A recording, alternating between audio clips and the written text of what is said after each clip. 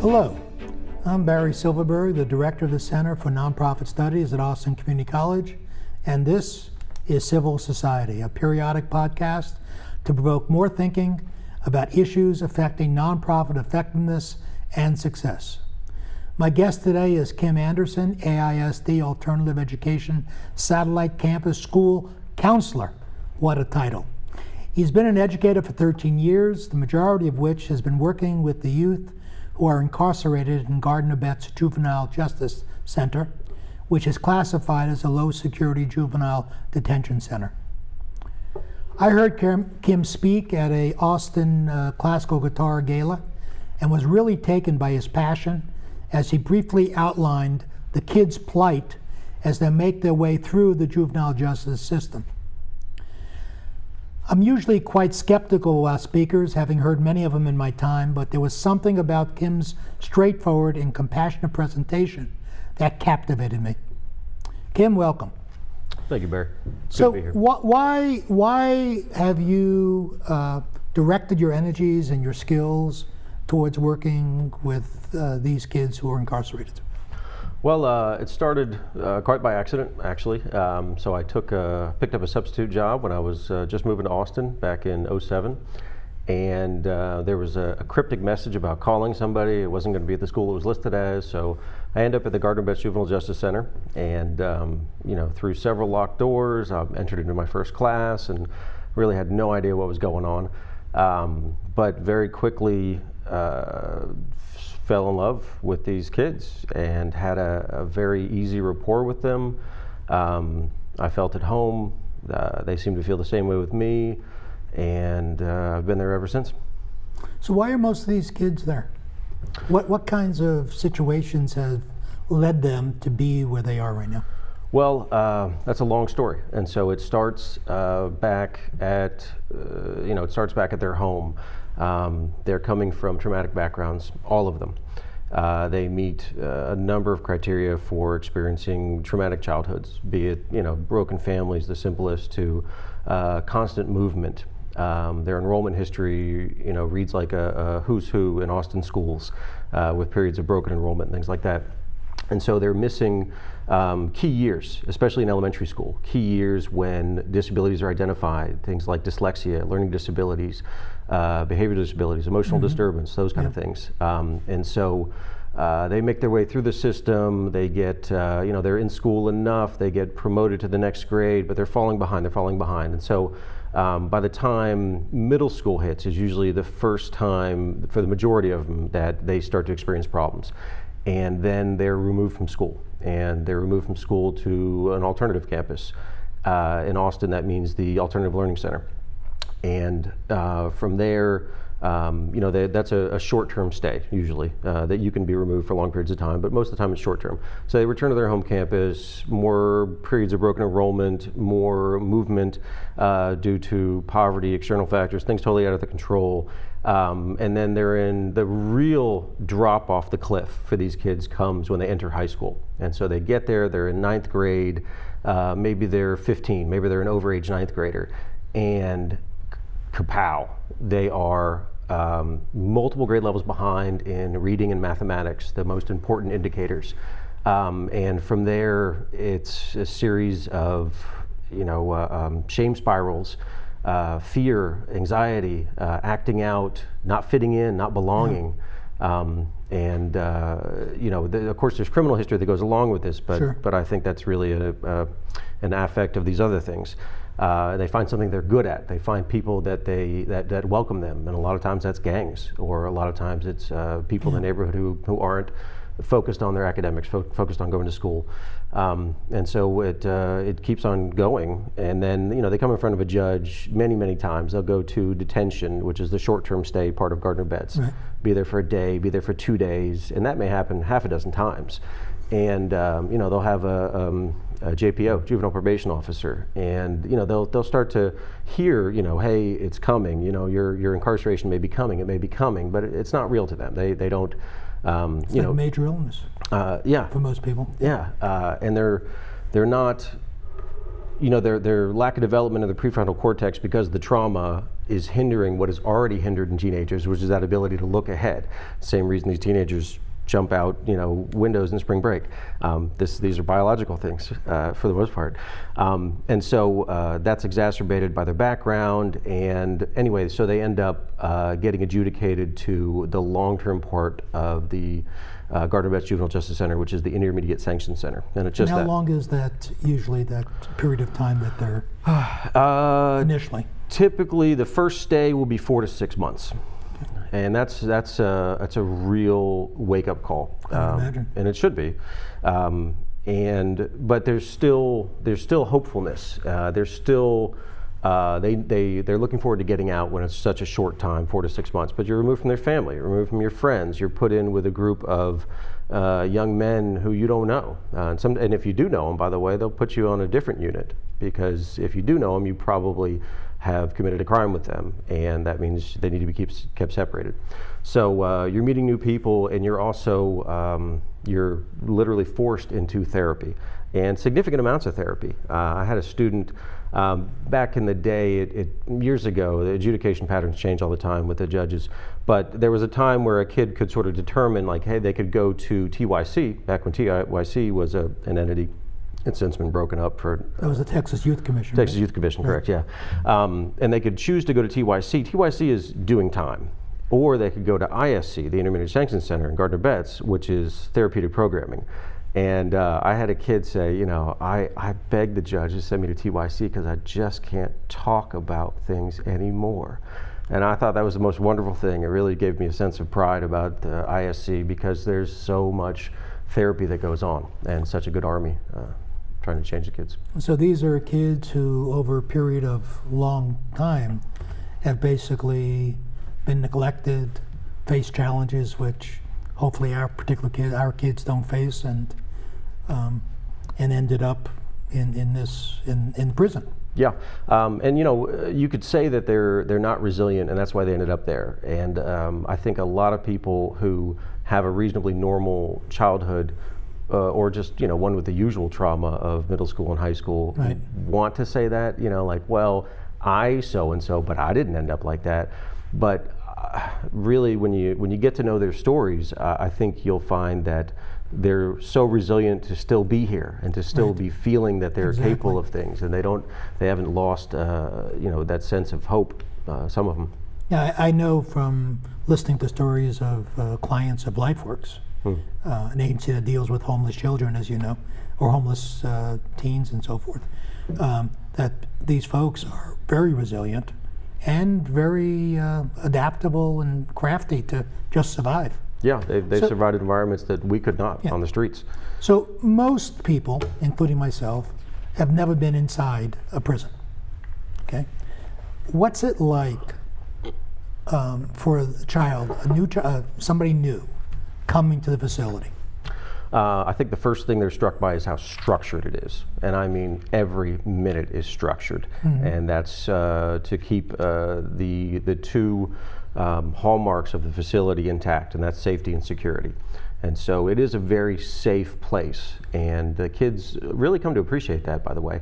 I'll elaborate more on that later. But so when they first come in, they are, they're assigned a unit, and they get a room by themselves. The occupancy of the whole building is actually over 100 or so, but it's never been that in all my time. It's varied pretty much from about a couple dozen to over 70 or 80. So they get their own room. They are given an orientation packet, and they start to follow. They're given a uniform to wear, and they start to follow the structure. And the structure is, lights out at say 8 o'clock, and then they're awakened somewhere around 6 a.m. They have their hygiene time, toothbrush, shower, so forth. These things are timed, by the way. They can't take longer. You can't take longer in the shower. You can't take longer in the bathroom. They come out. They're dressed. They walk in a group. All movement is controlled. The RTOs, are residential treatment officers in the Intermediate Sanction Center of the Gardner-Betz system. And so they'll radio to the control room, hey, Unit 7 ready to go to school, and then it's the control room with all the system who decides which unit goes first. They don't meet other students in the hall. No two units will pass each other if they can help it. So this is you're describing obviously is prison. Absolutely. Yeah. But you know what? I made that mistake of saying that a few times when I first started teaching there, and the kids will correct you very quickly. They don't want to call it that. They don't want to think about that, and that really speaks to, you can say that they don't care based on their actions, but that is so completely untrue. And the more you talk to these kids, even for just a day, you realize that they care very much. So what kind of therapy do they get at the prison and at the juvenile center, and what's the rate of success, or however you measure desired outcomes? I don't want to impose a measurement, but how do you know when you're successful? Well, so the therapy they get is it's a form of cognitive behavioral therapy, CBT, and it's basically it's about identifying thinking errors. And so it's we as adults nowadays, it's very in vogue to talk about negative self-talk. And there's not much different to what they're doing, at Gardner Betts with the CBT. That self-talk, when you reason something out and to the point where you've made your poor decision, that's what they try to identify. And these are young humans. They're very capable of high-level reasoning, but it has to be broken down, and they need that auxiliary brain next to them. And that's what the counselors do. That's what the resident treatment officers, the RTOs. These are not guards. These are incredible men and women who do the talking therapy like nobody else. And the counseling itself is really, it's the cream on top, so to speak, and it gives them the language they need. And these kids can have as good of a conversation with you about therapy as any adult who's been through years of it. Mm-hmm. They are well steeped. So to your other question, success, it is a difficult thing to measure when it comes to these kids because recidivism is high. And so what we're looking for is to chip away each time they're with us, and there will be multiple times that they're with us. And so, we want to instill hope. We want to talk about a future. One of the first assignments I did, I got from my mentor teacher at the time, and it was a New Year's Day rather, and it was about, where do you see yourself in 1 year, 5 years, things like that. Mm-hmm. And I was just blown away by the answers. I'm still very green at the facility, and the 5-year answers were, they were dead, in jail. I was like, come on, guys, you're messing with me. Let's do this for real. Somber faces. They weren't messing with me. It really is where they saw themselves. Mm-hmm. And so that's what we're trying. And so how do you measure that? It's not very quantifiable. So one of the things you're trying to do is give them a sense of hope and possibilities. That's what I hear. Absolutely, yeah. So what are some of the myths you think, having worked with these kids? Okay, I would assume most people would call them, quote, bad kids. Sure. Okay, and you're not using those language, and I'm sure you see it differently. What are some of the myths that people have of those kids that you can identify? Well, one is, and look, it's the kids are very much to blame. They want you to believe how much they don't care, because it's such an easy cloak. Anybody who's ever been in high school and has acted like they don't care knows that defense mechanism. It's number one, and these kids use it very well, and they really are convincing.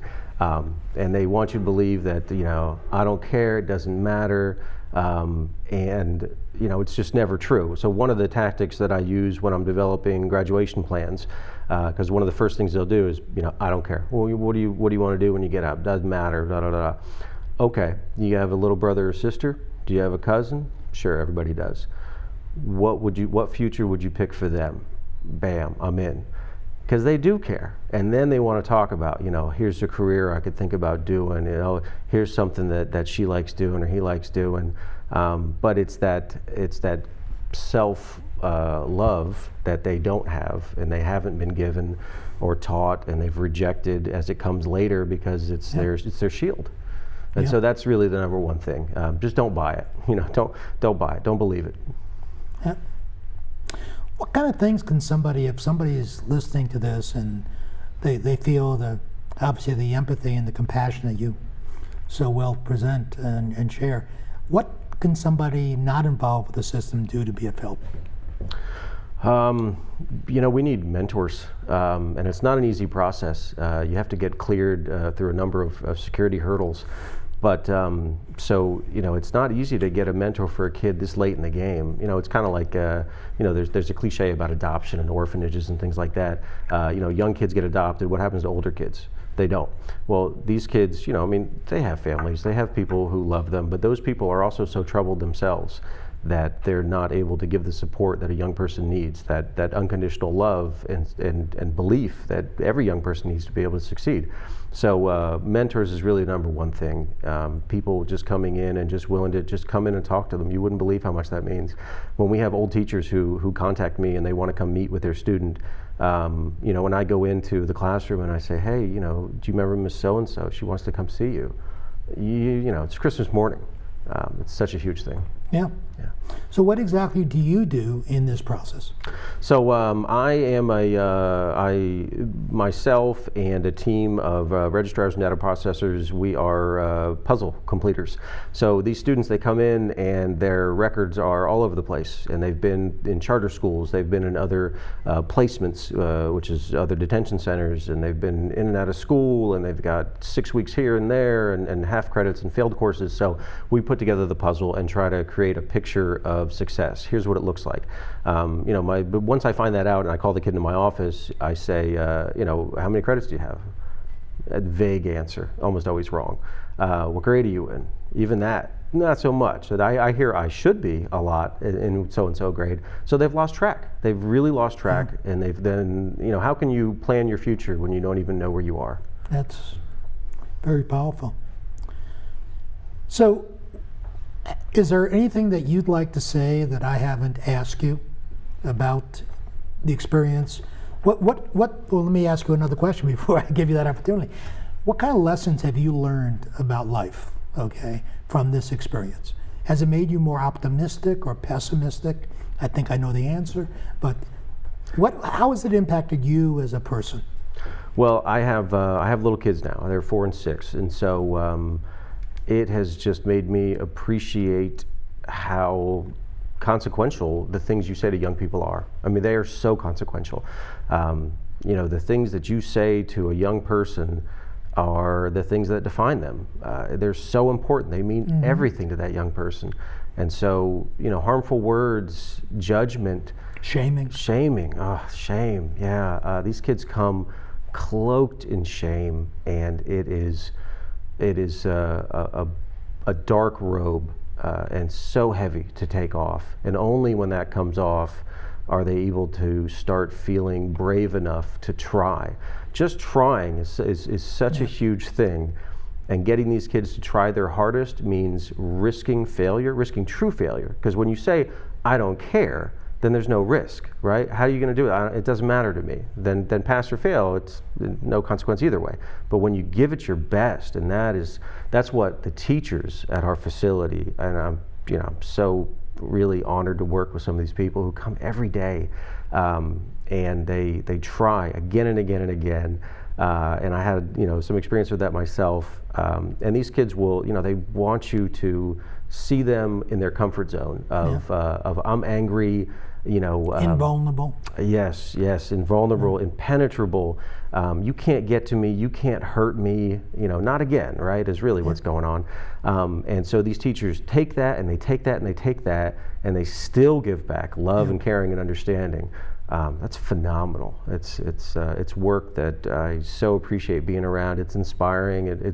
So in answer to your question, it's made me very hopeful. I think that if this is the most troubled young people in our society, who will grow up to be the most troubled adults in our society without intervention, then it's true. Then all people really, they have a lot of good at their core. Is there anything I haven't asked you that you'd like to say before we come to a closure? Well, just recently, I guess I can talk about some research work that I've gotten into that has enlightened me. So Brene Brown is somebody that I've just adored lately. She's at the University of Houston. She talks a lot about shame and vulnerability. She mentioned Stuart Brown at one time. So Stuart Brown is the researcher from Baylor University who was given the task of finding out why Charles Whitman did what he did at the University of Texas bell tower all those years ago. And so what he did was he combed through, him and his researchers combed through Charles Whitman's life, and they found that it was a lack of play. He was not allowed to play. His neighbors said this. In fact, he was beaten when he did play. And so Stuart Brown then changed, he had been doing research again, and then he changed it over to play, and realized how important play was. And then he went to Huntsville prison and interviewed 26 murderers on death row about, what was your childhood like, and found the same thing in all of their childhoods, this lack of play, this undeniable lack of play being so important. And so there's a relationship there. And so what I have come to really appreciate from what I've learned about the kids and being in this environment, these kids do so much fronting. That's what they call it. It's what we call it. They come in fronting, right? I'm so hard. I'm so tough. You can't get to me. They cover themselves in tattoos. They affiliate themselves with tough guys, bad guys, gang guys. They act like bad guys. They do bad things, but it's all in an effort to cover up, of course, that intense vulnerability they have. And so, if they are living this life of fear and are hiding whatever vulnerability they have, then how can they ever improve? And so anything that we do to perpetuate that, we're asking for it, essentially, as a society. So this work is really important, and the people who do it are awesome. Seems to me it takes a lot of courage and optimism, and I admire you for what you're doing. Thanks, Barry. Thank you. I appreciate it. Please visit our website, nonprofitaustin.org/civil society, to read more about the issues we've discussed today. Also, please share your comments on today's podcast. This is Barry Silverberg with Civil Society, a Center for Nonprofit Studies podcast in collaboration with ACC TV. Thank you for joining us.